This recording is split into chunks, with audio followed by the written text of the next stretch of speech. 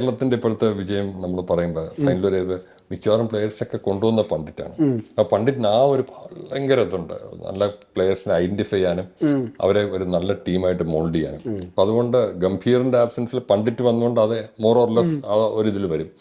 And Rahane is A brilliant captain. Again Rahane ഭയങ്കര under rated player ആണ്. അപ്പോൾ നമ്മൾ നോക്കുകയാണെങ്കിൽ ഏറ്റവും 36 റൺസ് ഓൾ ഔട്ട് ആയ ടീമിനാണ് അടുത്ത റഹാനെ ഒരു സെഞ്ചുറി അടിച്ച് മുമ്പിൽ നിന്ന് ബാറ്റ് ചെയ്ത് ജയിപ്പിക്കുന്നത്. അപ്പോൾ റഹാനെ അത് മാത്രമല്ല ഒരു വൺ ഡേ ബാറ്റ്സ്മാൻ എന്നുള്ള രീതിയിൽ റഹാനെ ഭയങ്കരമായിട്ട് ഗ്രോത്ത് ആയിരുന്നു. ഒരു സ്ഥിരം സ്റ്റൈലിൽ നിന്ന് മാറിയ ഒരു അറ്റാക്കിംഗ് ബാറ്റ്സ്മാൻ ആയിട്ട് വന്നു.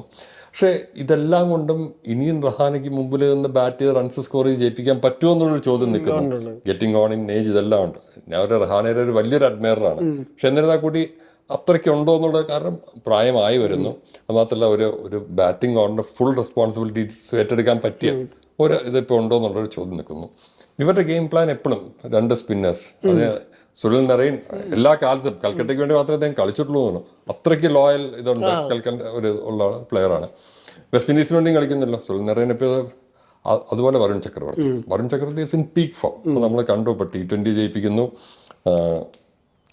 ICC ഇതിൽ നന്നായി ബോൾ ചെയ്യുന്നു.